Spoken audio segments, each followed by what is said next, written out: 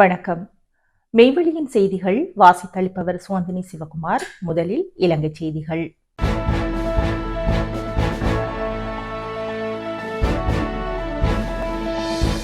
வடமாகாண கல்வி புலத்தில் அதிகரித்த என்பிபி அரசியல் தலையீடுகள்.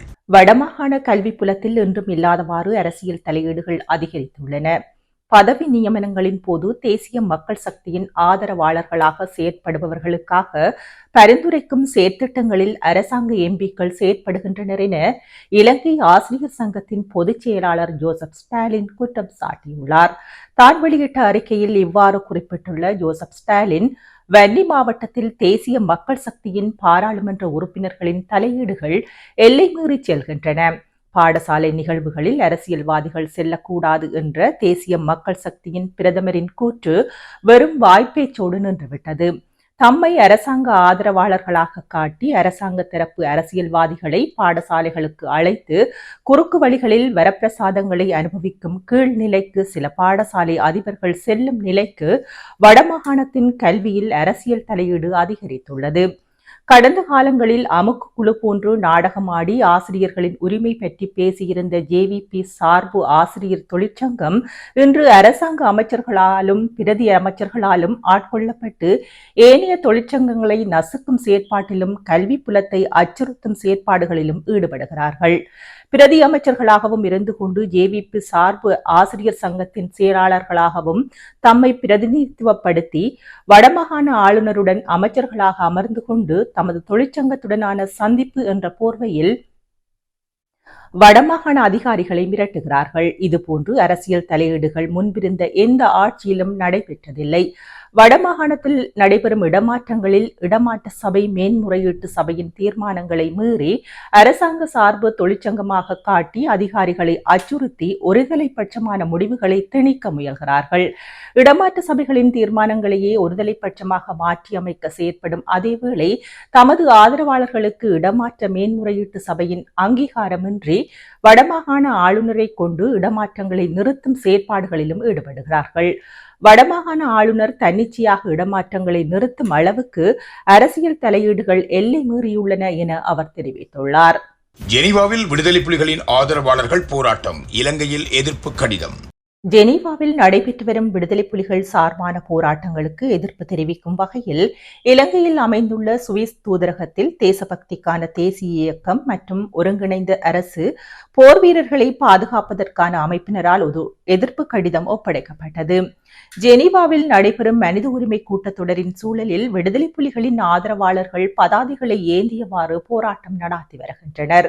இந்த நிகழ்வுகள் குறித்தும் கவலை மற்றும் எதிர்ப்பை தெரிவிப்பதே இக்கடிதத்தின் நோக்கமாகும்.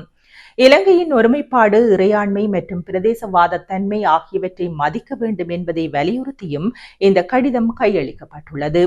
ஜெனீவாவில் நடக்கும் போராட்டங்கள் ஒரு தீவிரவாத அமைப்பை மீண்டும் உருவாக்கும் நோக்கத்துடன் நடத்தப்படுவதாக கடிதத்தில் குறிப்பிடப்பட்டுள்ளது. இதுகுறித்து ஊடகங்களுக்கு கருத்து தெரிவித்த அந்த அமைப்பினர், இந்த கடிதம் போராட்டங்களால் ஏற்படக்கூடிய தவறான விளக்கங்களையும் இலங்கையின் நிலைத்தன்மைக்கு ஏற்படக்கூடிய சவால்களையும் சுட்டிக்காட்டி கையளிக்கப்பட்டுள்ளது. இந்த கடிதத்தில் சுவிஸ் அரசுக்கு அனுப்பி வைக்கப்படும் என எதிர்பார்க்கப்படுவதாக அவர்கள் தெரிவித்துள்ளனர். ஜப்பான் வெளிநாட்டு வர்த்தக அமைப்பினருடன் ஜனாதிபதி. ஜப்பான் அரசாங்கத்தின் அழைப்பின் பேரில் உத்தியோகபூர்வ விஜயத்தை மேற்கொண்டுள்ள ஜனாதிபதி அனுரகுமார திசாநாயக்க நேற்று ஜப்பான் வெளிநாட்டு வர்த்தக அமைப்பின் தலைமையகத்தில் ஜப்பான் முன்னணி வர்த்தகர்களுடன் கலந்துரையாடலில் ஈடுபட்டார். ஜப்பான் வெளிநாட்டு வர்த்தக அமைப்பின் தலைவர் மற்றும் பிரதம நிறைவேற்று அதிகாரி இசிகுரோவின் பங்கேற்புடன் நடைபெற்ற இந்த கலந்துரையாடலில் ஜப்பான் இலங்கை வர்த்தக ஒத்துழைப்பு குழுவின் தலைவர் உள்ளிட்டோர் கலந்து கொண்டனர். இலங்கையில் காணப்படும் புதிய முதலீட்டு வாய்ப்புகள் குறித்து இங்கு சுட்டிக்காட்டிய ஜனாதிபதி அனுரகுமார திசாநாயக்க, நாட்டில் முதலீட்டுக்கு ஏற்ற சூழலை உருவாக்கி மோசடி மற்றும் ஊழலை ஒழிப்பதற்கு தற்போதைய அரசாங்கம் எடுத்துள்ள நடவடிக்கைகள் குறித்தும் தெளிவுபடுத்தினார். இலங்கையின் முக்கிய பொருளாதார பங்காளியாக இலங்கைக்கும் ஜப்பானுக்கும் இடையிலான வர்த்தக ஒத்துழைப்பை மேம்படுத்துவதன் அவசியத்தையும் அதனூடாக பெறக்கூடிய பரஸ்பர நன்மைகள் குறித்தும் ஜனாதிபதி மேலும் சுட்டிக்காட்டினார்.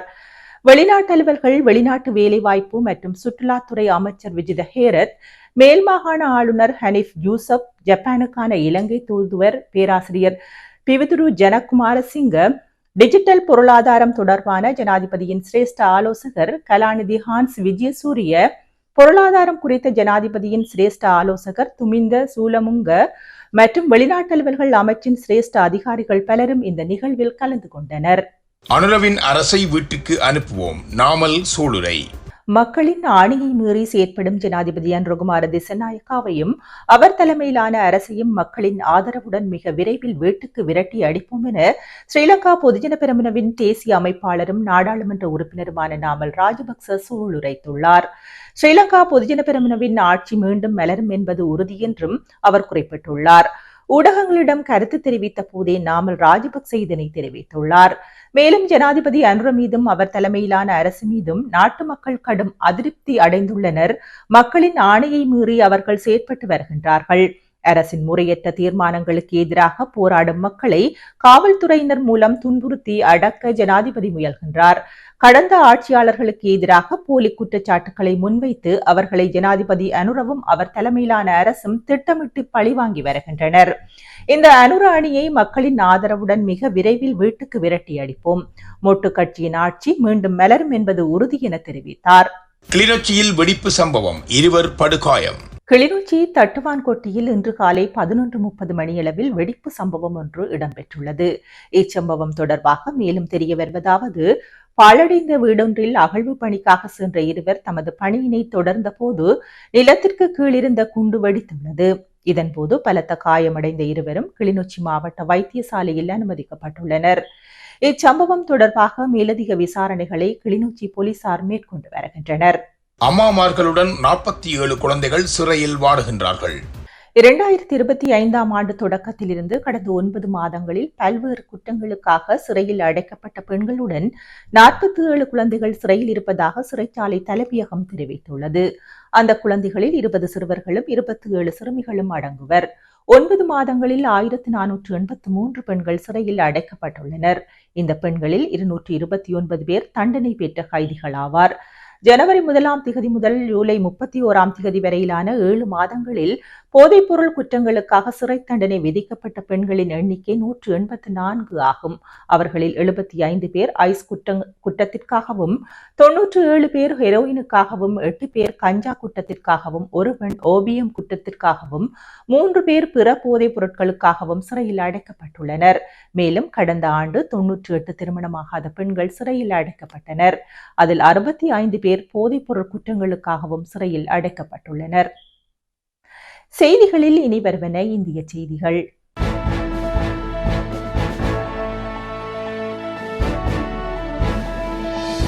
என் வாழ்க்கையில் இப்படி ஒரு சம்பவத்தை சந்திக்கவில்லை. கரூர் விடயம் தொடர்பாக விஜய் வெளியிட்ட காணொளி. எனது வாழ்க்கையில் வலிமிகுந்த தருணம் இது என கரூர் சம்பவம் தொடர்பாக விஜய் வீடியோ ஒன்றை வெளியிட்டுள்ளார். தமிழக வெற்றி கழக தலைவர் விஜயின் கரூர் வேலிச்சாமிபுரம் பிரச்சார கூட்டத்தில் ஏற்பட்ட கூட்ட நெரிசலில் 41 பேர் உயிரிழந்த சம்பவத்தை தொடர்ந்து விஜய் முதல் முறையாக வீடியோ மூலம் தனது வேதனையை பகிர்ந்தார். என் வாழ்க்கையில் இப்படி ஒரு துயரமான சம்பவத்தை சந்திக்கவில்லை. மக்களின் பாதுகாப்பே முக்கியம். இனி முழு பாதுகாப்பு உள்ள இடங்களை மட்டுமே கேட்போம் என்று அவர் உருக்கமாக கூறினார். மேலும் பழிவாங்க வேண்டும் என்ற எண்ணம் இருந்தால் என்னை என்ன வேண்டுமானாலும் செய்யுங்கள். ஆனால் மக்களின் பாதுகாப்பு முதன்மையானது. விரைவில் அனைத்து உண்மைகளும் வெளிவரும். பாதிக்கப்பட்டவர்களை கூடிய விரைவில் சந்திப்பேன் என்று உறுதியளித்தார். தமிழக வெற்றி கழக தலைவராக இந்த சம்பவத்தால் தான் மிகுந்த மனவேதனையில் இருப்பதாகவும், சூழலை புரிந்து ஆதரவு தெரிவித்த தலைவர்களுக்கு நன்றி கூறியதாகவும் தெரிவித்தார். இந்த வீடியோ வெளியீடு தமிழக வெற்றி கழகத்தின் முதல் அதிகாரப்பூர்வ பதிலாக அமைந்துள்ளது. இனி மக்கள் பாதுகாப்பே எங்கள் முன்னுரிமை. இதுபோன்ற துயரங்கள் மீண்டும் நிகழாமல் பார்த்துக் கொள்வோம் என்று விஜய் வலியுறுத்தியுள்ளார். தமிழீழ வெற்றிக் கழகம் கூறுவதைப் போல் சதி நடந்ததற்கான எந்தவிதமான ஆதாரமும் இல்லை. வைகோ பேச்சு. திமுக மீது தமிழக வெற்றி கழகத்தினர் தவறான குற்றச்சாட்டுகளை முன்வைக்கின்றனர் எனவும் மதிமுக பொதுச் செயலாளர் வைகோ தெரிவித்துள்ளார். கரூர் சம்பவத்திற்கு தமிழக வெற்றி கழகமே பொறுப்பேற்க வேண்டும் என்று மதிமுக பொதுச் செயலாளர் வைகோ கூறினார். இந்த துயரமான சம்பவம் நிகழ்ந்து 3 நாட்கள் ஆகியும் இன்னும் சோகம் தீராமல் இதனை பற்றிய செய்திதான் தலைப்புச் செய்தியாக ஓடிக்கொண்டிருக்கிறது.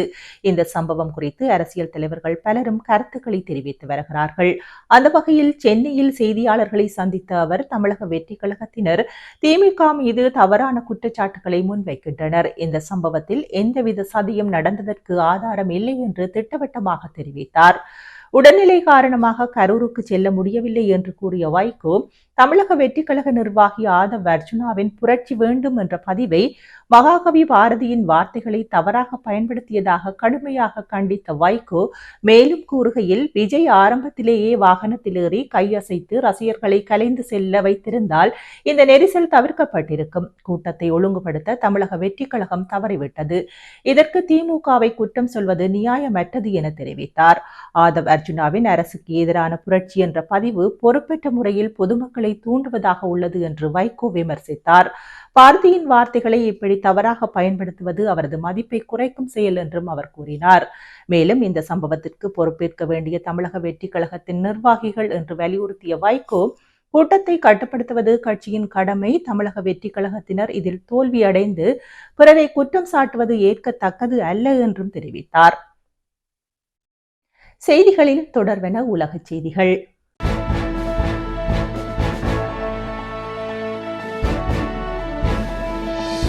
காசா போர் நிறுத்தம் ட்ரம்ப் திட்டத்திற்கு இஸ்ரேல் சம்மதம். அமெரிக்க ஜனாதிபதி டொனால்டு டிரம்பும் இஸ்ரேலிய பிரதமர் பெஞ்சமின் நெதன்யாகுவும் காசாவிற்கான புதிய அமைதி திட்டத்தை ஒப்புக்கொண்டுள்ளனர். அதை ஹமாஸும் ஏற்றுக்கொள்ளுமாறு அவர்கள் வலியுறுத்தியுள்ளனர். இந்த திட்டம் ராணுவ நடவடிக்கைகளை உடனடியாக முடிவுக்கு கொண்டுவர முன்மொழிகிறது. ஹமாஸினால் தடுத்து வைக்கப்பட்டுள்ள உயிருடன் உள்ள 20 இஸ்ரேலிய பணைய கைதிகளையும் இறந்ததாக கூறப்படும் பலரது எச்சங்களையும் 72 மணி நேரத்திற்குள் விடுவிக்கப்படுமானால் இஸ்ரேலில் தடுத்து வைக்கப்பட்டுள்ள நூற்றுக்கணக்கான காசா மக்கள் விடுவிக்கப்படுவார்கள் என நம்பப்படுகிறது. போர் நிறுத்த பேச்சுவார்த்தைகளின் போது ஹமாஸுக்கு வெள்ளை மாளிகையின் 20 அம்ச திட்டம் வழங்கப்பட்டுள்ளதாக கூறப்படுகிறது. காசாவை நிர்வகிப்பதில் ஹமாஸுக்கு எந்த பங்கும் இருக்காது என்றும் அதில் கூறப்பட்டுள்ள நிலையில் பலஸ்தீன அரசுக்கான வாய்ப்பு ஏற்படுத்தப்பட்டுள்ளதாகவும் தெரிவிக்கப்பட்டுள்ளது.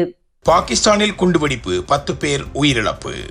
பாகிஸ்தானின் குவெட்டாவில் எல்லை பாதுகாப்பு படை தலைமையகம் அருகே குண்டுவெடிப்பு ஏற்பட்டதால் பரபரப்பு ஏற்பட்டது. குவெட்டாவில் உள்ள சர்குன் சாலையில் நடந்த இந்த குண்டுவெடிப்பில் 10 பேர் உயிரிழந்தனர். குண்டுவெடிப்பை தொடர்ந்து குவெட்டா பகுதியில் துப்பாக்கிச் சூடும் நடாத்தப்பட்டதால் மக்கள் அலறியடித்து ஓடினர். தகவல் அறிந்து காவல்துறை மற்றும் மீட்பு குழுக்கள் உடனடியாக சம்பவ இடத்திற்கு விரைந்தன. பாதுகாப்பு படையினர் அந்த பகுதியை சுற்றி வளைத்தனர். குண்டுவெடிப்பு காரணமாக அருகில் உள்ள கட்டிடங்களின் ஜன்னல்கள் மற்றும் கதவுகள் உடைந்துள்ளதாக காவல்துறையினர் தெரிவித்தனர். இதில் பாகிஸ்தான் எல்லை பாதுகாப்பு படை வீரர்கள் 4 பேர் உயிரிழந்துள்ளதாக முதல்கட்ட தகவல் வெளியாகியுள்ளது. 32 பேர் காயமடைந்துள்ளனர். பாகிஸ்தானின் சுகாதார அமைச்சர் அனைத்து மருத்துவமனைகளிலும் நகரம் முழுவதும் அவசர நிலையை அறிவித்துள்ளார். ஆலோசகர்கள், மருத்துவர்கள், செவிலியர்கள் மற்றும் துணை மருத்துவ ஊழியர்கள் உடனடியாக பணிக்கு வருமாறு உத்தரவிடப்பட்டுள்ளது. குண்டுவெடிப்புக்கான காரணத்தை கண்டறிய அதிகாரிகள் விசாரணையை தொடங்கியுள்ளனர். இத்துடன் மெய்வெளியின் செய்திகள் நிறைவு பெற்றன. தொடர்ந்தும் மேலதிக செய்திகளை பார்வையிட www.மெய்வெளி.com என்னும் இணையதளத்தை பார்வையிடுங்கள். மேலும் மெய்வெளி ஆப்பையும் பதிவிறக்கம் செய்து கொள்ளுங்கள். வணக்கம்.